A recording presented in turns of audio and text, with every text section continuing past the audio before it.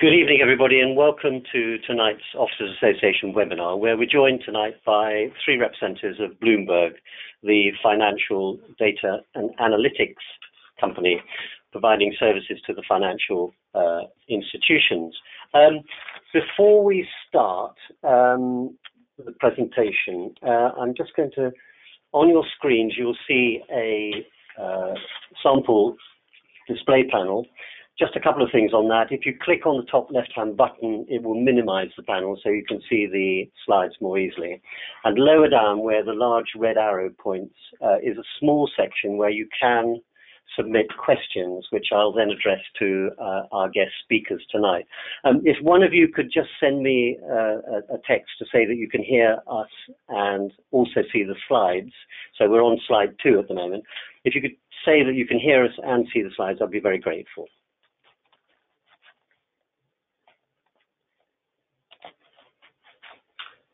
Lovely, thank you very much indeed.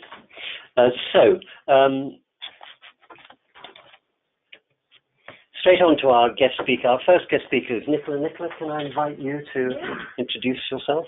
Hi, so my name's Nicola. I'm one of the talent acquisition managers at Bloomberg. I've been with Bloomberg now for just about a year, specifically looking after our enterprise data business across both EMEA and the US. Previously, I spent about 14 years working for a large blue chip recruitment company based both in the US and here in the UK, recruiting across a number of different industries and also positions. So everything from secretarial, finance, risk and compliance, sales. So I've seen lots of different types of CVs and lots of different directions of careers. Thank you. Our next guest is Tom. Tom, could you? Yep. Hello, everyone. So a bit of my background. So I joined the Bloomberg Financial Products recruitment team June this year. So I recruit into our various sales and product businesses. Previous to Bloomberg, I have 7 years recruitment experience, primarily within financial services, but I did actually start my recruitment career in shipping. So that's me. Thank you, Tom. And our third speaker, Craig. Welcome. Good evening, everybody. I'm a talent acquisition manager at Bloomberg, looking after recruitment for our data sourcing and validation department, as well as our research department. I've been at Bloomberg for just over 4 years now. And in that time, I've recruited for a number of different departments at Bloomberg, including sales, product development, as well as the current areas that I look after. And during that time as well, I've placed a number of service leavers or ex-military personnel in a number of different departments. So I have a good understanding of what a lot of people's, their position they're in and how to kind of help people plan what the next step could look like. Thank you, Craig. Well, welcome all three of you.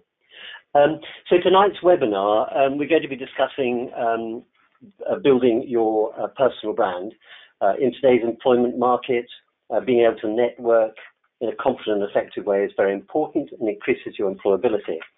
We're going to discuss the value of building your online personal brand, hopefully to enable you to set yourself up for success. We'll also look at the benefits of using platforms such as LinkedIn, and how you can build a profile that would help you in your transition from the military, help you to define your career path, to build a professional network, and hopefully to help you find your first job. So I'll now pass over to our Bloomberg guests. Right, it's Craig here. So I'll take it over from here. So initially, we're going to start with myself. I'm just looking at some of the career options and how to approach the career search. Then Tom is going to take us through marketing your profile.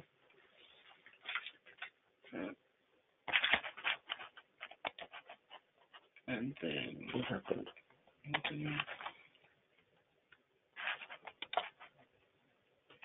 And then lastly, Nicola is going to take us through your CV and application. So what are your career options? So this is this diagram that I've put together, which kind of reflects what a lot of people at how they approach their roles. So, people from service leaders, ex-military personnel, but also to people in any job position and trying to change, their career. So either, staying in the same role, same sector, obviously that's fairly straightforward in terms of the opportunities you have. But the further you move away from that center circle, you really have to change your approach. And how you plan to, what your motivations are, what you plan to do, and where you want to land up. So that's the reason why we start here, because you're in a unique position to decide the direction in which you want to go. Pursuing a new career direction for anybody is really, for the most part, difficult and challenging, and really takes careful thought and planning. So, if you have an end goal in mind, if you came out right now and you knew that you wanted to be a doctor or you wanted to be a civil engineer, it's much easier to plan how to get to that end goal. Whereas for people who are coming out in a particular situation where they have a set of skills, experiences, and they're looking to apply those, but they could be applied in a number of different settings, that's a lot harder to decide a specific direction. The further you move away from what you've been doing, the more research and work you have to do, and the more important, from my perspective, and particularly in the cases that I've seen in my experience, the more important meeting people becomes. And part of the focus of this presentation going forward, and we're going to take you through, is LinkedIn. And the importance of LinkedIn is it's really an important way of actually connecting to people. And it's one of the things that, especially in this day and age, where people have the opportunity, where you can do a lot of research in terms of where you want to go and how you connect with the market. And I know it sounds silly, but the ability to be able to do some research on people at LinkedIn, and if you were interested in being a project manager and you selected that, I want to be a project manager in the technology sector or the financial services sector, which are huge industries and quite difficult to map out some of those organizations. But as a place to start, and being able to search for profiles on LinkedIn and just looking at what people do, just getting an understanding from their LinkedIn profiles about what kind of their day-to-day responsibilities are, and trying to map out how your skills could fit in. Being able to connect with some of those people, if you connected with even 20 people, out of that, there will most definitely people that could come back to you and provide assistance or advice, or meeting up with people for coffee. I just think it's such a key way of being able to try and map out what you'd like to do or make the right connections. Because in my experience with the people that I've placed from service leavers, it's all about the connection to the person and helping them connect to the right people to try and map out where they could fit in, and trying to provide to say, this is a good opportunity, this is where your skills are transferable, and this is how we could support you to build in the gaps, like subject matter expertise in financial markets, for example.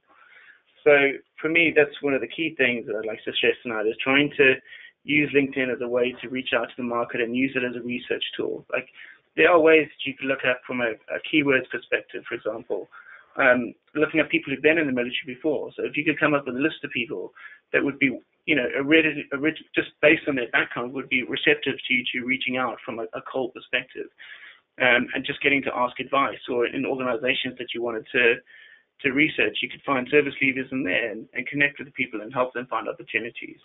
So the biggest thing I would kind of stress with this career discussion is, even if you don't have a set idea of exactly what you want to do, you're going to really have to focus on at least a plan of how you're going to approach it, how you're going to do your research, and what markers you need to make decisions on how you should proceed in a particular direction or not, or what industry that you want to be in, or what company you want to work for, what does the company culture need to be like. These are kind of a lot of important questions you can start answering initially as you're on your own, and then as you do more and more research, you'll be able to change as need be.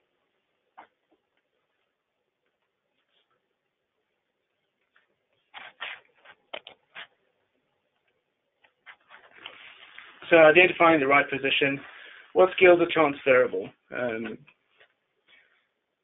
These are things it's definitely worth an exercise of writing down particular skills, your expertise in those skills specifically, and in terms of the examples. And I know when we talk about this, usually we're talking about doing it as a CV.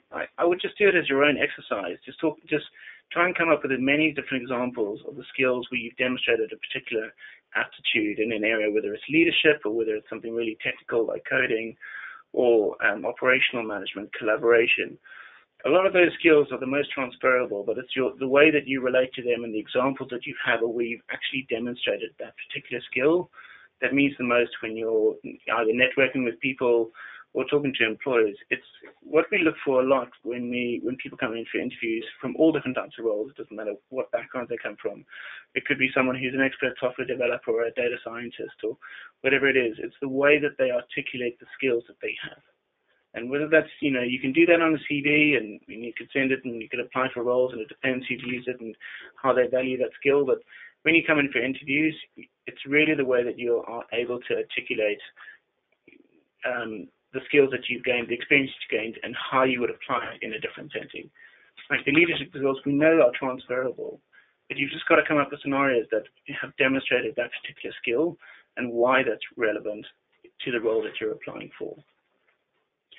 Types of employment is also important as well. The workforce now, there's a far bigger contingent of contractors and consultancy. A lot of people set up on their own, and it's very much worthwhile doing and considering, or contracting roles, for example, in order to just do a little bit more experiencing before you go into full-time opportunities. You could leverage yourself as a contractor at different organizations, and it's worth considering as an option. Fixed-term contracts or full-time hires. Fixed-term contracts are pretty similar to full-time hires. They're kind of an opportunity for you to take 3 to 6 months to explore a role. So it's as good for the employer as it is for you to explore different opportunities to decide if that's the direction that you definitely want to head.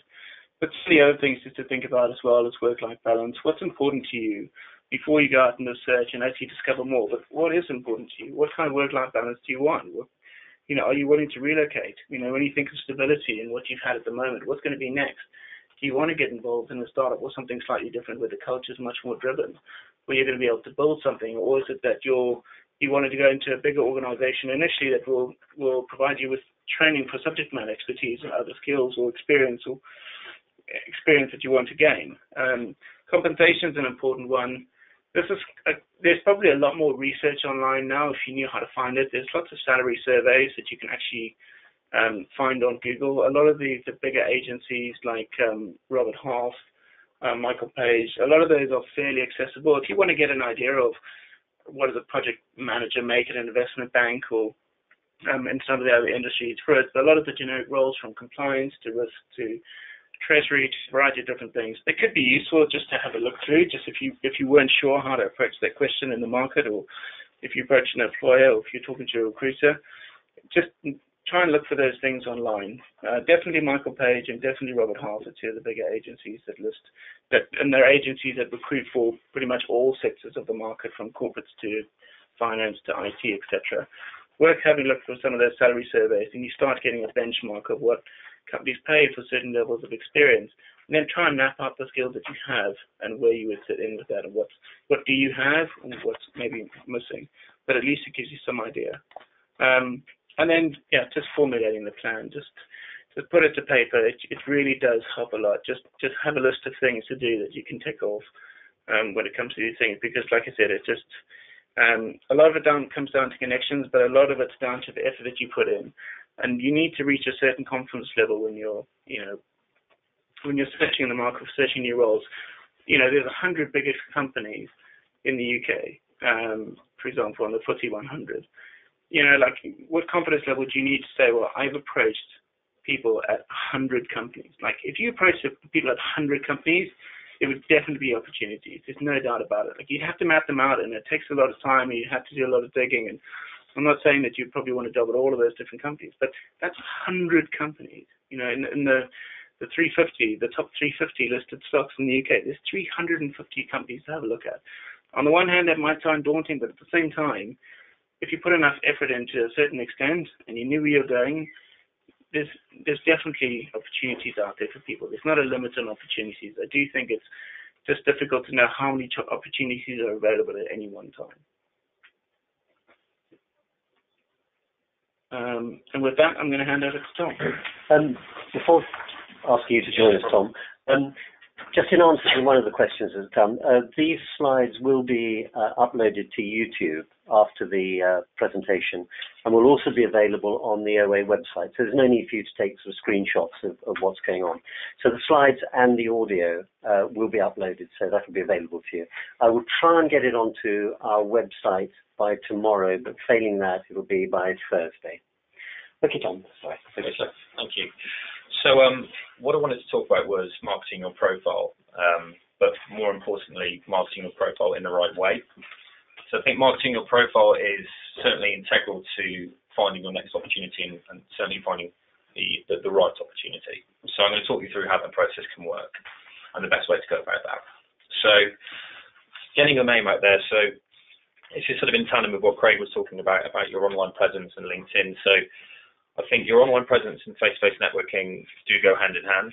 So if you have a strong online presence through LinkedIn, for example, that will lead to further networking opportunities, whether it be online or face-to-face. So, off the back of having an online presence through LinkedIn and building up that network, you have opportunity to look at different events and seminars which you're interested in. You'll have the opportunity to connect with people and hopefully meet for more informal discussions. And you'll be able to leverage your contact to build your network as well. And ultimately get immersed in different communities and get exposure to different communities that you didn't necessarily know were there before you had your online presence. So I do think it's integral and very important to your next step. And it's a fantastic tool, certainly with LinkedIn.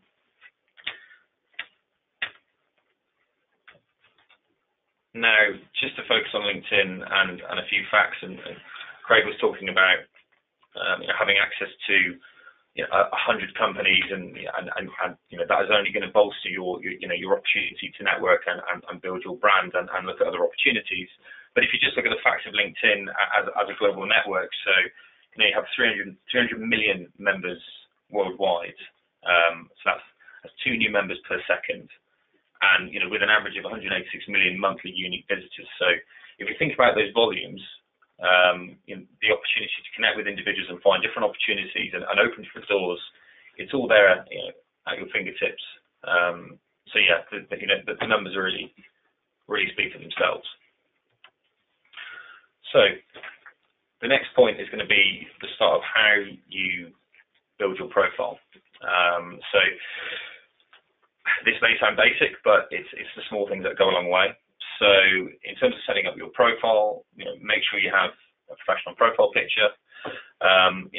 First impressions do count, and there are thousands of recruiters and thousands of potential employers that are looking at profiles online all of the time. And if you're in a position where you're getting out on LinkedIn for the first time and you're starting to network with people and you're starting to build your brand and starting to engage in further conversations with potential hiring managers or recruiters, that your first impression does count. So it may sound basic, but it is very important. So make sure you start with a professional profile, and then go from there. Now, the next piece of the puzzle of building your LinkedIn profile is about being specific. So you can see, if you look at Gary Stone here, he's been very specific about his title, where he sits, and for which company that he works for. So you need to identify with your background in terms of business unit, or say, well, in this case, he's identified with his business unit, his products, and his last employer. So to be precise and succinct with that, because that is the first thing the second thing, aside from your profile picture and your name, that a potential employer is going to see, or a recruiter. So it's an immediate snapshot as to what you do. Also, if, say, a recruiter is searching for your profile in a search, these are the initial buzzwords, or the start of the initial buzzwords that will come up. So it's very, very important that you get this right, and it's very specific.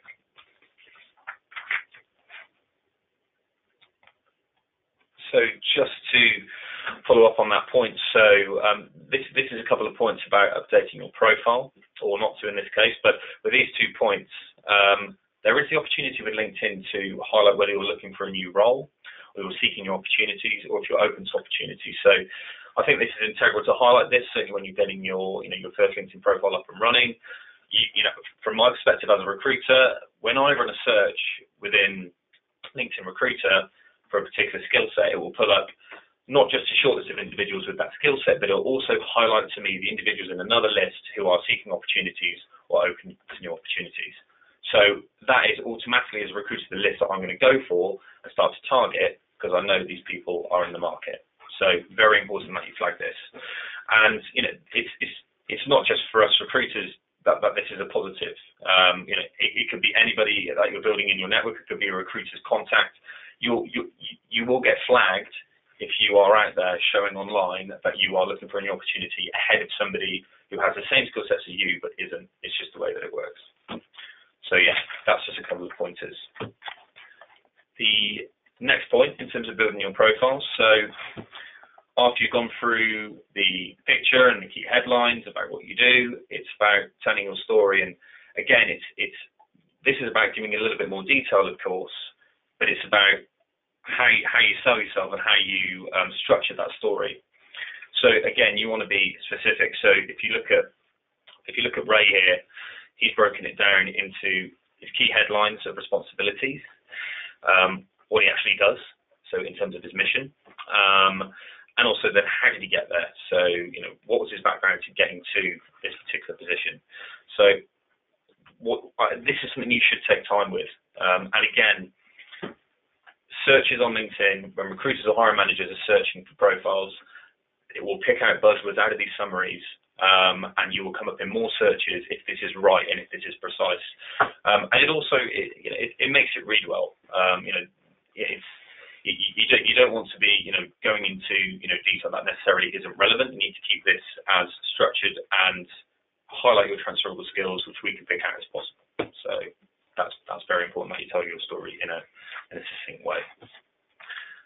Next LinkedIn point is around keywords and skills. So once you are sort of halfway down your profile, when you're editing your profile and building your profile, you'll see that there are skills and endorsements that you can add. You can add languages and various projects that you might have worked on. So again, this is all about linking to searches. So when you set up your first LinkedIn profile, it will ask you for skills and endorsements. And again, these are buzzwords that will come up in searches. So make sure you are adding as many skills and endorsements as you possibly can. And when you connect with people, get them to endorse you with skills and endorsements that they know that you have, because again, it's just building up your network and building up your keywords and skills that we can tap into as recruiters and find your profile. It's just making you more accessible, basically. And again, languages is always a great addition, because you can search by language. And if you have worked on any key projects, again, it doesn't matter if you think there may be irrelevant to something you're potentially looking at. Again, it's transferable skills that we can see. So those three areas are certainly very important when you're building your profile as well. The next point that sort of ties everything in is about being active on LinkedIn. So fundamentally, the more you use LinkedIn, the more you will be flagged to recruiters and potential hiring managers. You will come up in searches at a higher rate. So even if you are going through a process, not necessarily going through a recruitment process, but make sure you're looking at companies. Make sure you're looking at jobs online. Make sure you're linking in with recruiters. Make sure you're linking in with as many sort of news and media or any information about any particular area that you might be interested in looking at, because the more you do that, the more you post, the more you show interest, the more it's going to flag when a recruiter looks at your profile that you're actually in the market and you're looking.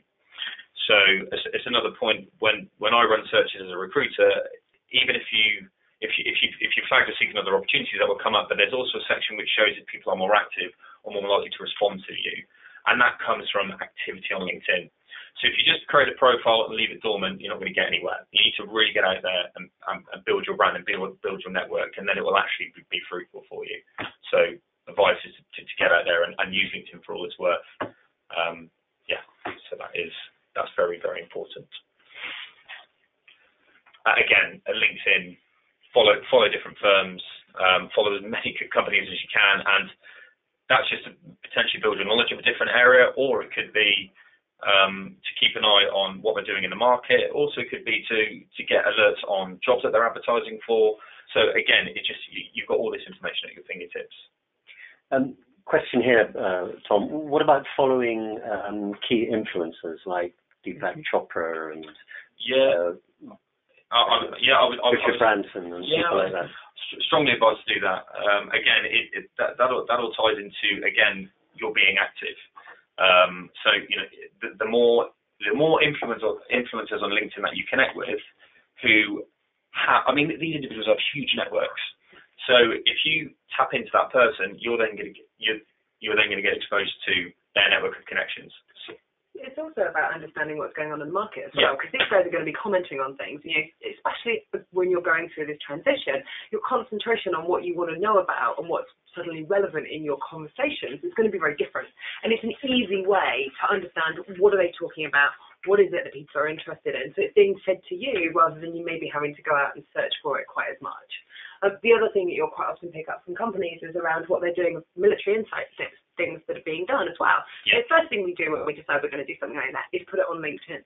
So anybody who's following us and has an interest in that, they should be picking up on it. And then the guys within our military community will then be reposting it. So again, it's all about having those links and having those connections that will help you to be more aware about what's going on in the market. Yes, no problem. This all ties in again, even to that question actually. So, power of connection is integral. So with LinkedIn, you have degrees of connections. So if you connect, the more people you connect with, the more exposure that you get to actually be able to add more connections. So the more first degree connections you have, you can then see the second degree connections and so on and so forth. So it's so important to get connected to as many people as you possibly can, because then it gives you the opportunity to connect with more and more people. So yeah, just don't be shy of connecting with lots of different connections and reaching out to potential employers, because as Craig said earlier, you'll be surprised at individuals that are willing to have a conversation and certainly give you the time of day to help, even if they can't help you sort of directly in terms of a particular opportunity at the time. So, Tom, what do you think about connecting into people who want to, ex-colleagues, for example, who want to connect into you, but have very little in common with your background or the level at which you've been working, or the types of organisations you might want to approach? I don't think there's any harm in it. I think if you're starting out.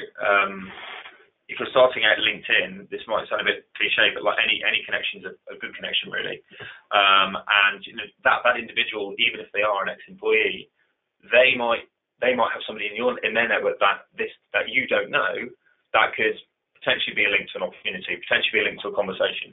So I really wouldn't turn down any real connection opportunity. And also, if it's a former employee, and for example, you had a good personal relationship with that person, that's a warm connection, and then they might have individuals that they can introduce you to. So I only think that's a good thing. Great, thank you. Yeah.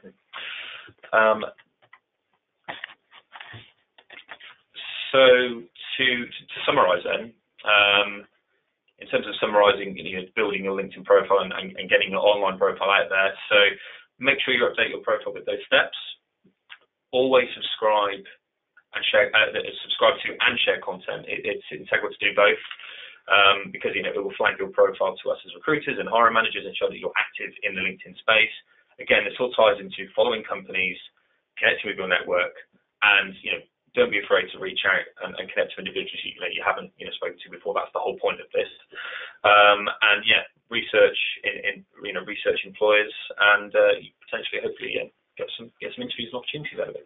Great. Thank you very much, Tom. No problem. Before going on to you, Nicola, there was a question, Craig, about the companies that you can look up on Google, like Michael Page, and I think you mentioned a couple of others, Robert something or other. Yes, so Robert Walters, Robert Half, Hawhalf, and then Michael Page. Those are the three I would start with, probably the largest agencies with the largest network. So Robert Walters, and then Salary Survey and a Google search should come up. Some that you might be able to get last year's, but pay rises have been 2 to 3% across most industries. So that information is still very relevant. So I would definitely see what you can find, and they're definitely worth having a look at. Oh, thank you very much. So Nicola, over to you. Yes. So the CV, there's still a little bit of old school in here. It's not all just about your LinkedIn profile, although actually your CV and your LinkedIn profile, they kind of have a lot of things that are going to overlap. And actually, if you're writing a good LinkedIn profile, you can probably use quite a lot of that for your CV as well. So in terms of just the basics, and you'll hear many different stories, and you'll hear many different people have opinions. I think I tried to work out the other day how many CVs I roughly must have looked at, and it's got to be a good 250,000 CVs that I've looked at over the years. So I've been doing this job for more than a couple of years. But yeah, so there's some real basics in terms of what it should look like. The thing is, it should be easy to read. So your format and your design, keep it simple, no funny fonts, no colours, just very clean and basic. It needs to tell a story, and you don't want people to be getting distracted by curly fonts and things like that. So always kick off with a career summary and aspirations. Historically, people have talked about covering letters. I think, and we'll talk a little bit about that, but I think in this day and age, most of the time people are applying online. You don't necessarily have a covering letter, and that intro part at the top of your CV is your chance to sell yourself, and is in many ways your covering letter. So really do make sure that that opening paragraph is very clear about what you can bring to the table and what it is that you want to do, because it may be your only opportunity to explain that. Make it stand out. So, not just in terms of what exactly it is you've been doing, but what distinguishes you, what achievements have you had, what awards, what medals, where have you served, what's going to be a conversation starter when you're with somebody. The amount of times I've sat with line managers to go through CVs, and they've looked at it and go, oh, I wasn't sure about this experience, but that looks like a really interesting thing. And it's a chance to make you stand out and get your chance to stand in front of people. I think that's really important. Matching it to the role, your covering letter and your application. You talked about your career summary, but tailor that in terms of making sure that it's relevant. So you're not saying, I want a career in sales and applying for a data role.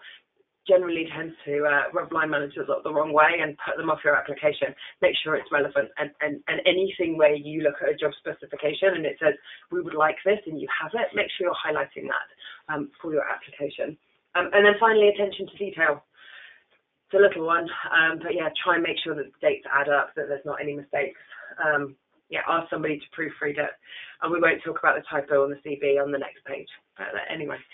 So let's have a look at that, shall we? Yeah, let's look at the new Tumblr CV.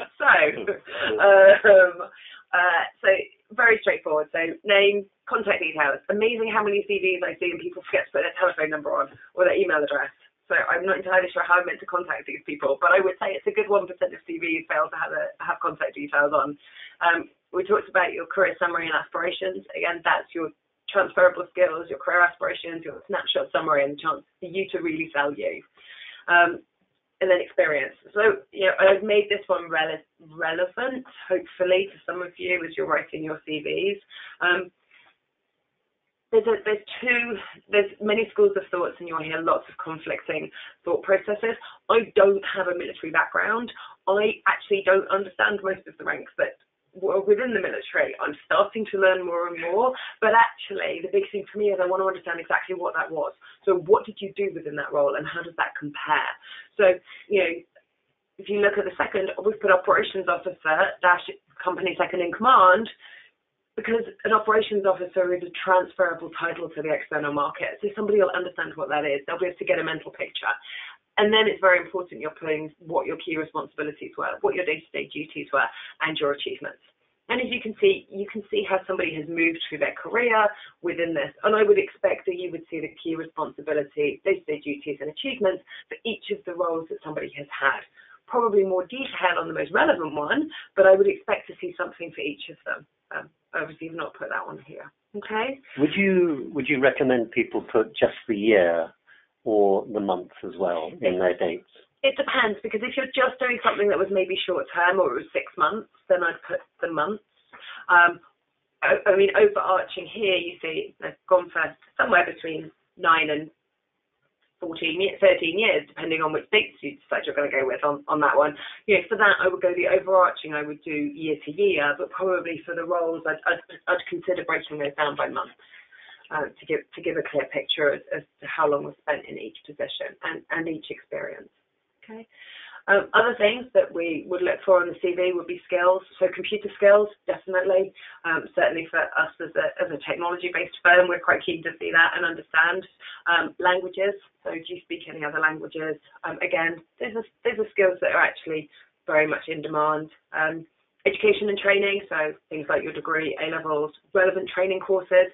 Now I've put on here Prince 2 in terms of a project management course that you may have completed. And then finally, interest, volunteering. Again, it's conversation starters. It's bits that give you a human element and stop you being too much of a one-dimensional personality. And quite often can actually build some rapport with a line manager, and they'll go, oh, actually, I also enjoy marathon running or have a real passion for military history. This could be an interesting opportunity for a conversation as well. And then you get that chance to sell yourself.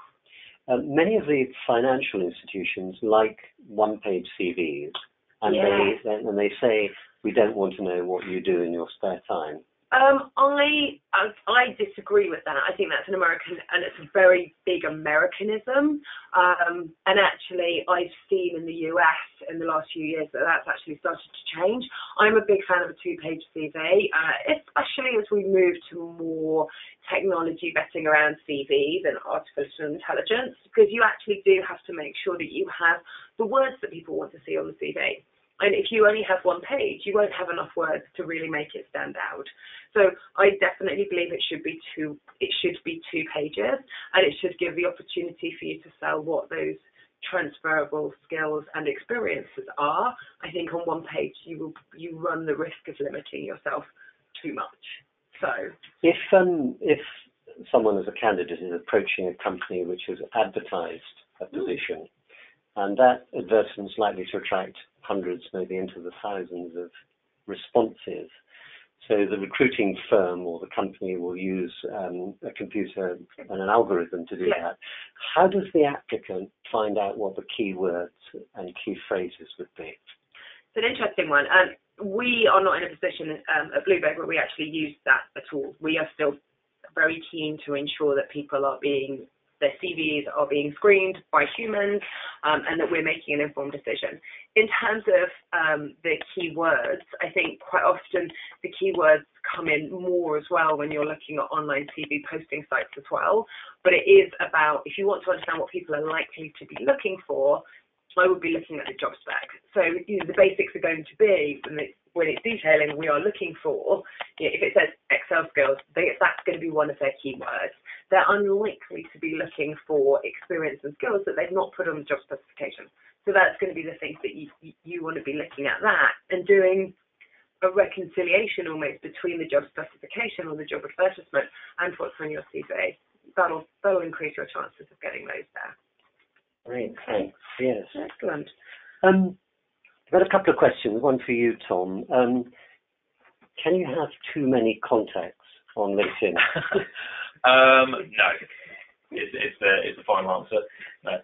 I think, as I was talking about earlier, you can never have too many connections. The more people you connect with, the bigger your network you get, the bigger amount of opportunities you get to have further conversations. And I think ultimately you should never have a cap on it. You should try and network as much as you possibly can, because it will open as many doors as possible for you in your new search. And how would you, if somebody had left the services, in this particular case the gentleman is ex-Royal Navy, is taking something of a career break and is sort of only casually looking for work, so is not getting a job is not a top urgency for him. How would you encapsulate that in LinkedIn? How would you articulate that in your LinkedIn account, do you think? I wouldn't. I don't know if I necessarily would, because yes, I respect the fact that you're not actively looking, but you want to be aware of what your options are and ensure that if somebody who is looking to hire sees that and comes to you, if somebody's saying I'm not really looking, I would be fearful that it would limit the number of people who would approach you, and you wouldn't necessarily get the full visibility of what your potential options are. And especially if you're looking for something that's going to turn your head, you really do want to know what the potentials are out there. Yeah. Because I should imagine if they come to you with something that sounds fantastic, you're suddenly very keen to look for a role, and your motivations can change quite dramatically. Here's one which I advise against strongly. Do you know where the word's hidden in clear font? would be considered as duplicitous? That's using white yes, white and writing. it wouldn't work with us as an organisation. The only place that I've seen that would work in my experiences was regards to the online CV sites, in terms of getting yourself up the search engines. But I don't think that would necessarily be relevant when you are looking for a change in career without you specifically using words that are not relevant. I would expect. And that when it works within the CV things, it's because people put it in a number of times to increase their searches. But yeah, I think it is an urban myth as to whether or not it is of any use and serves any purpose. And one last question on CVs and applications. How effective is it to use the buzzwords, if you like, the buzzwords in the job description, and then incorporate them into your CV, into your application? Within reason, I support it, especially around that initial section that we looked at on the CV in terms of the career summary and aspirations. I think that it does help because when somebody is reading a CV and they know what, they put those buzzwords and they're looking at it and they're saying yes, they pick up a CV and they start to read it. It's a common sales technique. If somebody says yes 3 times, you're likely to make a sale. So I do think it is sensible as long as it's backed up with reasoning as to why it's relevant, not just I would be really interested in X, Y, and Z kind of as a string of words. It has to be within a sentence and it has to be authentic. And that's the big thing. It's got to be authentic. If you put a particular buzzword on your CV which is relevant to the job, you need to be able to back that up with experience. Because a hiring manager will read that and think, they might automatically assume that you might be an expert potentially in a buzzword area. Mm-hmm. And if you just put it on there, if you maybe had a very limited experience with it, or you just try to link it to something in terms of transferable skill, but you haven't done it as much, when you have a conversation with that hiring manager or recruiter, they'll scratch under the surface and you'll get caught out.